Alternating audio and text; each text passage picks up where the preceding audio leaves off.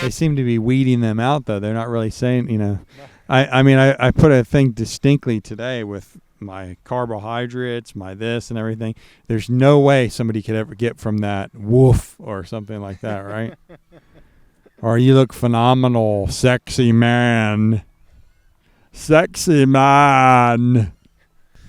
All right, welcome to 10 Minutes with Anthony, our weekly YouTube show. I'm your host, Anthony Eliopoulos, along with the main host, Jan Cherney. We're coming to you we're coming to you from Key West, Florida, on the beaches of Salute, where Jan likes to, you see the Atlantic Ocean is behind us, filled with seagrass and a stench. And I'm a little worried about the water coming over the wall, but Jan seems to think that'll be okay. And I'll turn it over to your host, Jan Cherney. What do you think about movie stars? Okay, the guys who get ready for the movie, from a regular-looking dude to beefed up Superman in like 3 months or so. They always claim, "Oh yeah, I have a trainer. I eat right. I work out a million times a day. And that's how I achieve this kind of look." Do you think it's possible to do that without steroids? Well, there's factors there, and the number one factor is going to be what is that person's genetic makeup. If somebody has an athletic background and they're somewhat muscular, it would be easier to do, in a natural state. But steroids are certainly going to help the process out no matter what.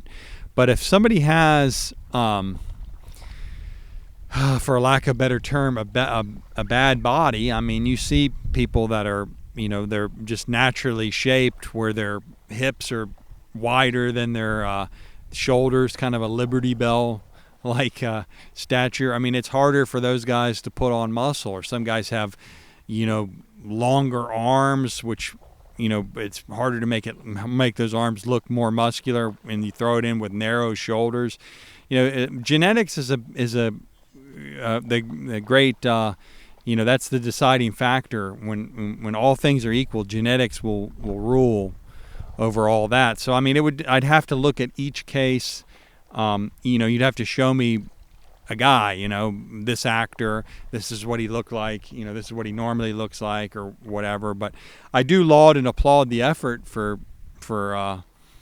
willing to prepare for a role. I remember years ago, for the movie Raging Bull, Robert De Niro gained 50 pounds to try to look, for the role. And something like that. Certainly it's a big paycheck in being an actor in a movie like that, but you have to have respect for the guys in their craft, what they're willing to do for, grow their hair, not shave, put on 50 pounds, or, but there's no way whatever they did, okay, whether it be chemically enhanced, whatever, there's no way they didn't have to work at it. You can't, wave a magic wand and put muscle on somebody. So, that you can't take that away from them, and that should be applauded however they did it, that they did build that physique for a movie, and it worked for the movie. So I really don't have a problem with however they did it. My answer is I have to see the person individually. I have to see what kind of genetic, makeup that this person had.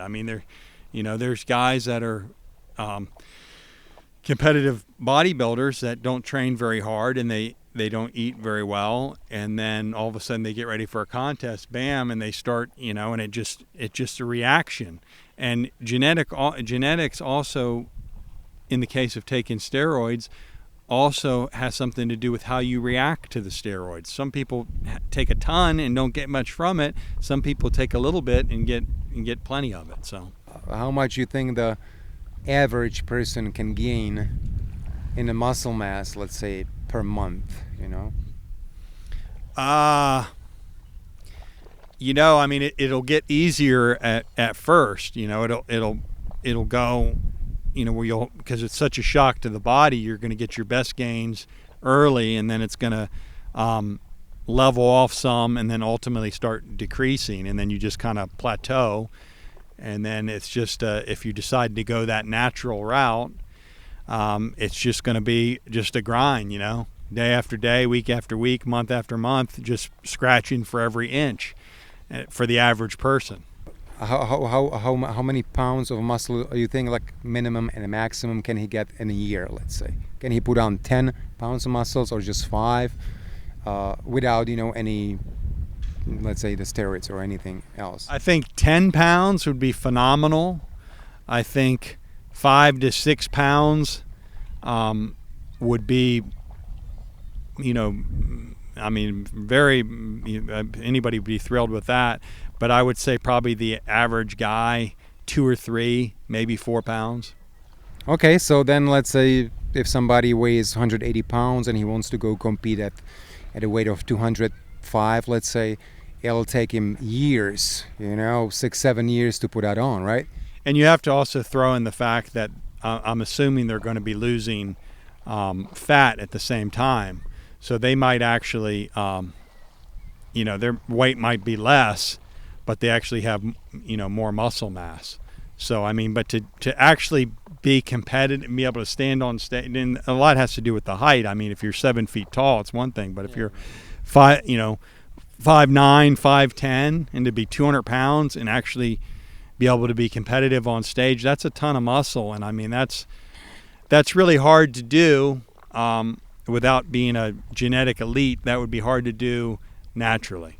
It's bullcrap in the fact too that you don't see that's just somebody saying that. I can tell you that I have a 15-inch penis, and we're never gonna know because you're not gonna see it. I can tell you that, hey man, I put on 10 pounds of muscle this month. My body fat. I heard a guy talking in the gym the other day. His body fat was 7%. I just wanted to just shake him and say, it's not 7%, asshole. Number one, but it's.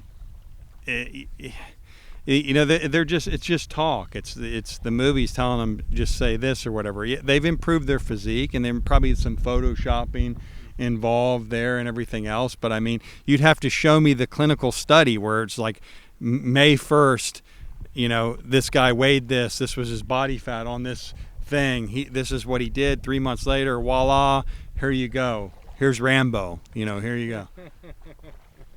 Okay, this is not to critique the actors. Okay, you gotta do what you gotta do to get a role and stuff. But it's not that simple. It's kind of like when guys used to tell me all the time. They'd be like, "Hey man, I don't want to be as big as you. I don't want to get too big, but I want to get cut.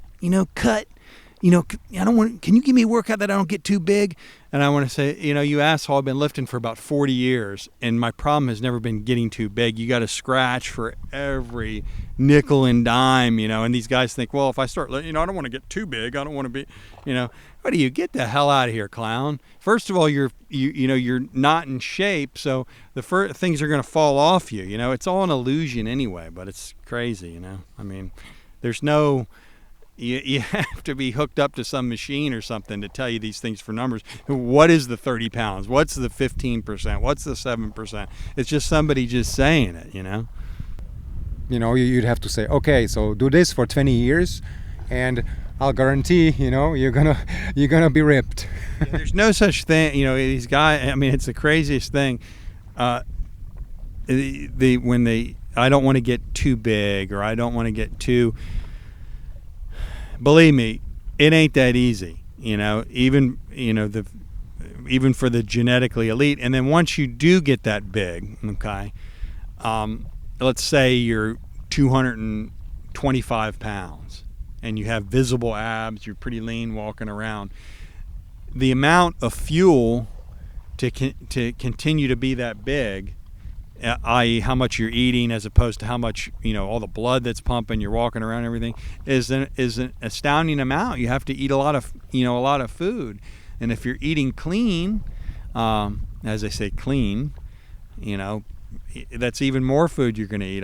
You can maintain that by, eating candy and cheeseburgers in paradise and all that stuff, and that would maintain. But it takes, at the end of the day, whether it's carbohydrates, fats, whatever, it takes a certain amount of fuel to run your body every day. and it's just like a car. You know, how many gallons is it going to take to fill that car up? And now that car's got to run to Big Pine, Orlando, Miami. Well, it's going to take this much, so we might have to stop and put more fuel in it. That's the same way your body is. You know, one day you drive to Big Pine, the next day you drive to Miami. It's a different day, different amount of fuel. What do you think happens when you're, let's say, this skinny young dude, and you start, taking steroids, you put on some muscles, get to where you want it to be, not big, but, ripped and, bulked up. Can you, if you stop doing the steroids, can you, keep this throughout your life just by working out and not taking any more? I mean, to some degree, because you've stretched those muscles out to where they ordinarily wouldn't be. So now you've stretched those fibers out. So, I mean, if you stop ever participating in that activity again, weightlifting, eventually they're going to tighten back and go back to where they were. But it certainly would give you a head start. It wouldn't be what I would recommend for somebody to do. But yeah, I mean, a lot of that, if some skinny guy doesn't have much experience and he starts taking on, you're gonna start holding more water, and I mean, you're able to repair that if I'm assuming you're lifting weights. You're going to be able to repair that faster. So now, where it takes the muscle tissue, 3 or 4 days to repair, maybe it's repaired in 2 days, and you just keep hitting it. That's more. So now all of a sudden, 6 months of working out turns into 3 months of working out. By if you do that correctly, but that's part of the problem. Is a lot of that.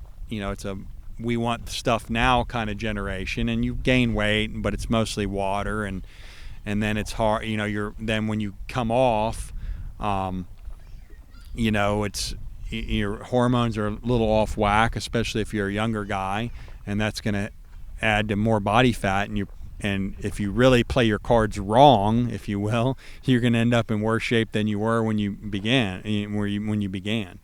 I wouldn't recommend that for any young guy. The first thing is cut. I mean, that's kind of a amateur guy term. Hey man, I want to get cut, or I want to bulk. I want to, we don't ever, and I don't ever use that term. It's kind of just the main thing is getting lean. But yes, I know what you're saying. There is no steroid that is a fat burner, if you will. There's certain steroids that cause a certain amount of water retention that in turn support the ligaments, of course repair the muscle and make you stronger. The other stuff, some of the other steroids don't have what they call the androgen effect, and there's not water retention, and sometimes it's confused that these are cutting. These will get you in shape, and they're cutting. What they do is they when you're on a reduced calorie diet, like if you were natural, you're reducing calories so much that there's no way you could grow muscle on that. You lose weight, but you're going to start losing muscle. So what that does is you're committed to the diet and the training and everything. Now it's protecting that muscle from losing that muscle while you're dieting, and it also, the leaner you get, it's going to give you your muscle a more of a hardened striation type look. But that gets confused with it's used as a, hey, take this Winstrol for instance, and it'll, you'll lose fat on it and everything else. It's not the case. It really will. It might make you a little stronger if you don't diet, but it's when bodybuilders are going on this reduced calorie diet, and I mean their muscles ready to just jump ship, this will help them retain some of that hard-earned muscle. What do you think about the growth hormone? Like the doctors are prescribing it, for older people as you get older, kind of helps you with ligaments and all that kind of stuff. Yeah, growth hormone is kind of a strange thing, because what happens is there's a certain amount that you take, that one would take, right? And the more that you take, the more the chances of side effects are. And what I mean by side effect is by being able to build muscle is a side effect. I mean, nobody came up with growth hormone to build muscle. Another side effect, it does have maybe some fat burning properties, but it just depends on the problem with growth hormone is the more you take on a daily basis, the more chance of side effects you're going to get. And so where you might get desirable side effects, enhanced muscle, maybe some fat burning properties, you also your feet might grow, or your hands might grow, or you might get, that's in extreme cases, but you also could get like carpal tunnel syndrome. You get some numbness in your hands, things like that. Those are side effects that go along with everything else. The thing with growth hormone is it's something that when we're younger, during certain times of the day in our body, it's released. And especially like when you're sleeping, it's released through the pituitary gland. And, sometimes when you're 13, 14 years old, you have a ton of it. And that's when somebody would go away to summer camp, and they would come back and they'd be like, geez, the kid grew a foot when because he's just spewing growth hormone. Well, the older you get, the less you start producing, where ultimately you stop producing it at all, and kind of old age kicks in. So, to me, unless you have unlimited supplies and you're kind of a daredevil, I wouldn't use growth hormone for fat burning, muscle growth, things like that, because I think that you don't know how you're going to react as far as the other side effects. However, I do think for what do you call it? Age rejuvenate, anti-aging, stuff like that. I think in small dosages, it's very beneficial in small dosages. Because say you're 45, 50 years old, and you're not really producing growth hormone, well, all of a sudden you're just doing enough, or maybe you're like you're 21 or 22, you're producing that.